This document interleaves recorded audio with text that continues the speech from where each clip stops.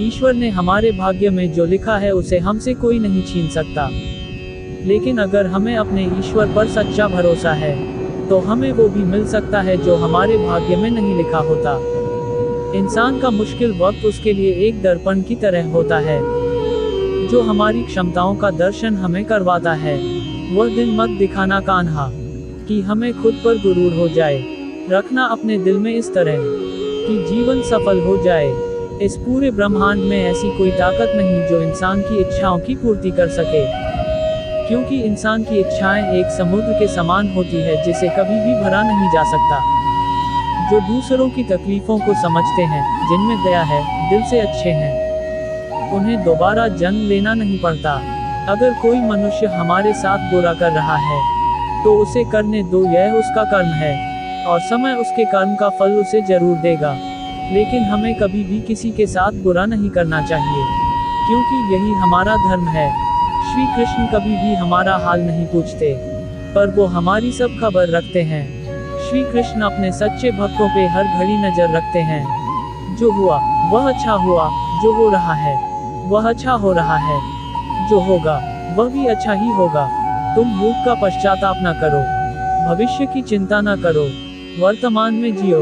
अगर आप जीवन में असफल होते हैं तो आपको दोबारा प्रयास करने में कभी नहीं घबराना चाहिए, क्योंकि जब आप दोबारा प्रयास करते हैं तो आपकी शुरुआत सुनने से नहीं बल्कि आपके अनुभव से होती है। जिंदगी में सदैव अवसरों का आनंद लेना चाहिए, लेकिन किसी के भरोसे को तोड़कर नहीं। इस संसार में मनुष्य किसी भी रूप में बड़ा नहीं होता, बल्कि मनुष्य के पीछे जो ताकत खड़ी होती है वो ज्यादा बड़ी होती है।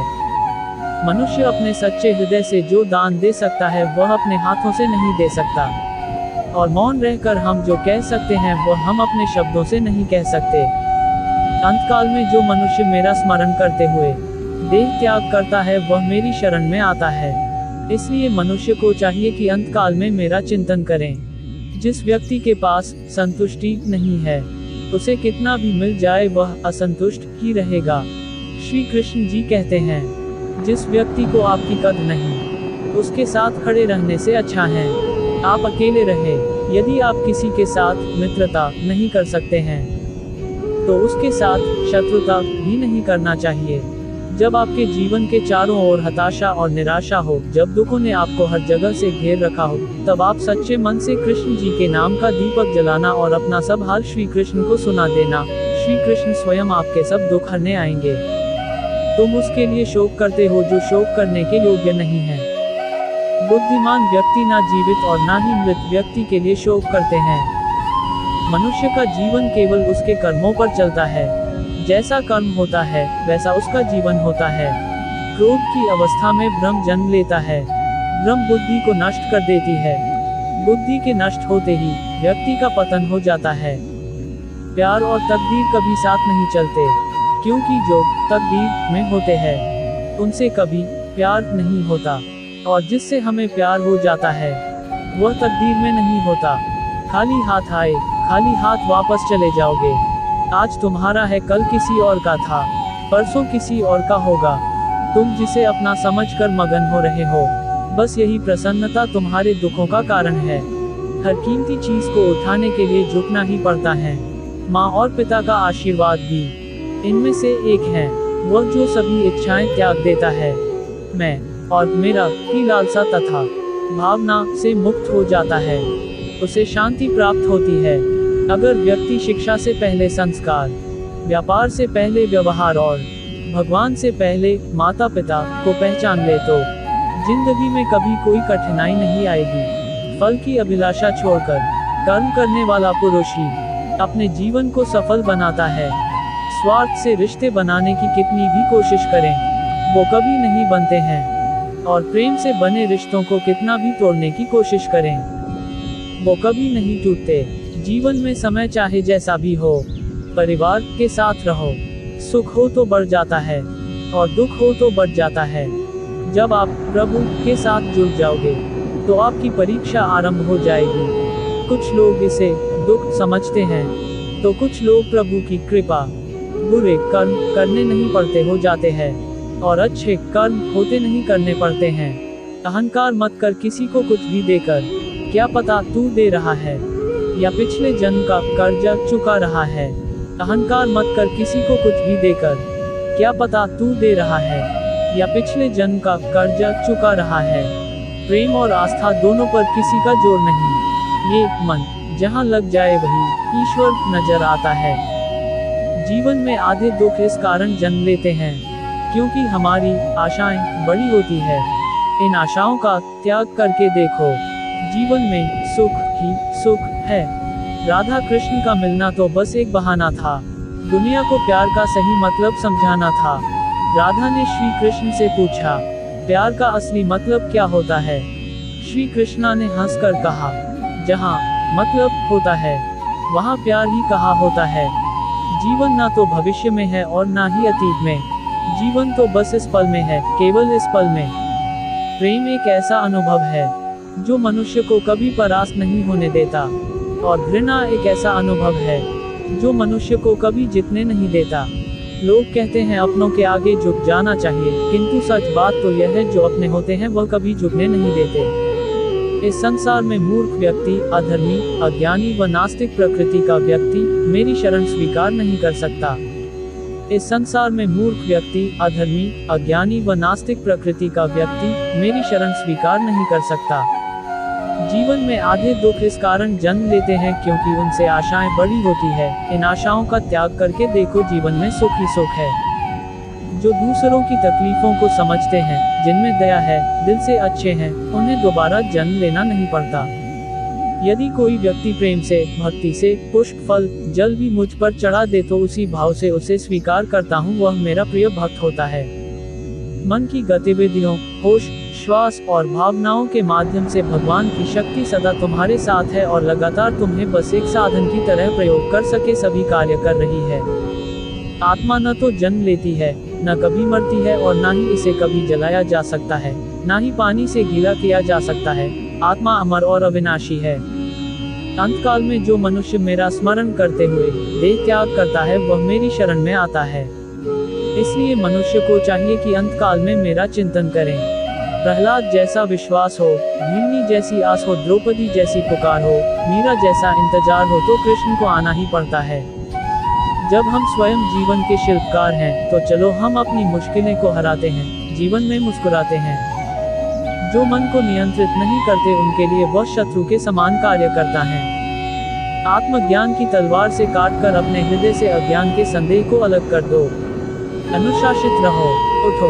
मान, अपमान, लाभ, हानि, खुश हो जाना या दुखी हो जाना ये सब मन की शरारत है।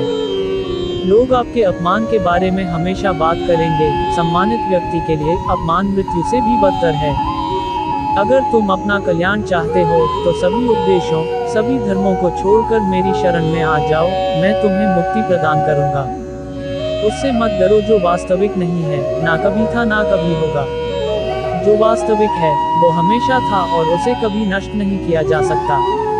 किसी और का काम पूर्णता से करने से कहीं अच्छा है कि अपना काम करें, भले ही उसे अपूर्णता से करना पड़े। मोहग्रस्त होकर अपने कर्तव्य पथ से हट जाना मूर्खता है, क्योंकि इससे ना तो तुम्हें स्वर्ग की प्राप्ति होगी और ना ही तुम्हारी कीर्ति बढ़ेगी। ज्ञानी व्यक्ति को कर्म के प्रतिफल की अपेक्षा कर रहे अज्ञानी व्यक्ति के दिमाग को अस्थिर नहीं करना चाहिए। यदि आप किसी के साथ मित्रता नहीं कर सकते हैं तो उसके साथ शत्रुता भी नहीं करना चाहिए। मन अशांत हो तो उसे नियंत्रित करना कठिन है, लेकिन अभ्यास से इसे वश में किया जा सकता है। जिसे तुम अपना समझकर मग्न हो रहे हो, बस यही प्रसन्नता तुम्हारे दुखों का कारण है। अमीर बनने के लिए एक एक क्षण संग्रह करना पड़ता है, किंतु अमर बनने के लिए एक एक कण बांटना पड़ता है। अमीर बनने के लिए एक एक क्षण संग्रह करना पड़ता है, किंतु अमर बनने के लिए एक एक कण बांटना पड़ता है। कृष्ण ने दुष्टों को भी अपनी गलती सुधारने का मौका दिया, क्योंकि वो किसी मनुष्य को नहीं उसके अंदर के बुराई को मारना चाहते थे। बुद्धिमान व्यक्ति को समाज कल्याण के लिए बिना आसक्ति के काम करना चाहिए। जीवन में समय चाहे जैसा भी हो, परिवार के साथ रहो। सुख हो तो बढ़ जाता है और दुख हो तो बढ़ जाता है। ज्ञानी व्यक्ति को कर्म के प्रतिफल की अपेक्षा कर रहे अज्ञानी व्यक्ति के दिमाग को अस्थिर नहीं करना चाहिए। एक बार माफ करके अच्छे बन जाओ, पर दोबारा उसी इंसान पर भरोसा करके बेवकूफ कभी ना बनो। हे अर्जुन, मैं भूत वर्तमान और भविष्य के सभी प्राणियों को जानता हूँ, किंतु वास्तविकता में कोई मुझे नहीं जानता। बहुत विनम्रता चाहिए रिश्तों को निभाने के लिए, छल कपट से तो सिर्फ महाभारत रची जाती है। आपके कर्म ही आपकी पहचान है, वरना एक नाम के हजारों इंसान हैं। जो इस लोक में अपने काम की सफलता की कामना रखते हैं, वे देवताओं का पूजन करें। शब्द उतने ही बाहर निकालने चाहिए, जिन्हें वापस भी लेना पड़े तो खुद को तकलीफ न हो। वह जो इस ज्ञान में विश्वास नहीं रखते, मुझे प्राप्त किए बिना जन्म और मृत्यु के चक्र का अनुगमन करते हैं। जीवन में कभी भी किसी से अपनी तुलना मत कीजिए, आप जैसे हैं सर्वश्रेष्ठ हैं। जब वे अपने कार्य में आनंद खोज लेते हैं, तब वे पूर्णता प्राप्त करते हैं। जब वे अपने कार्य में आनंद खोज लेते हैं, तब वे पूर्णता प्राप्त करते हैं। यदि प्रेम का मतलब सिर्फ पा लेना होता, तो हर हृदय में राधा कृष्ण का नाम नहीं होता। किसी की सूरत बदल गई, किसी की नियत बदल गई। जब से तूने पकड़ा मेरा हाथ, राधे, मेरी तो किस्मत ही बदल गई। राधा की चाहत है कृष्ण, उसके दिल की विरासत है कृष्ण। चाहे कितना भी रास रचा ले कृष्ण दुनिया, तो फिर भी यही कहती है राधे कृष्ण राधे कृष्ण। कान्हा को राधा ने प्यार का पैगाम लिखा, पूरे खत में सिर्फ कान्हा कान्हा नाम लिख। काश बिहारी जी आप आते, वोट डालने के बहाने, स्याही लगाने के बहाने हाथ पर हमारा दिल रख देते। राधा के सच्चे प्रेम का ये इनाम है, कान्हा से पहले लोग लेते राधा का नाम है। बाजार के रंगों में रंगने की मुझे जरूरत नहीं, मेरे कान्हा की याद आते ही ये चेहरा गुलाबी हो जाता है। प्रेम की भाषा बड़ी आसान होती है, राधा कृष्ण की प्रेम कहानी ये पैगाम देती है। मुझे रिश्तों की लंबी कतारों से क्या मतलब, कोई दिल से हो मेरा, तो एक कृष्ण ही काफी है। कान्हा जी लो, आज हम आपसे निकाहे इश्क करते हैं। हाँ, हमें आपसे मोहब्बत है, मोहब्बत है, मोहब्बत है। राधा कृष्ण का मिलन तो बस एक बहाना था, दुनिया को प्यार का सही मतलब जो समझाना था। कर्तव्य पथ पर जाते जाते केशव गए थे रुक, देख दशा राधा रानी, ब्रह्मा भी गए थे झुक।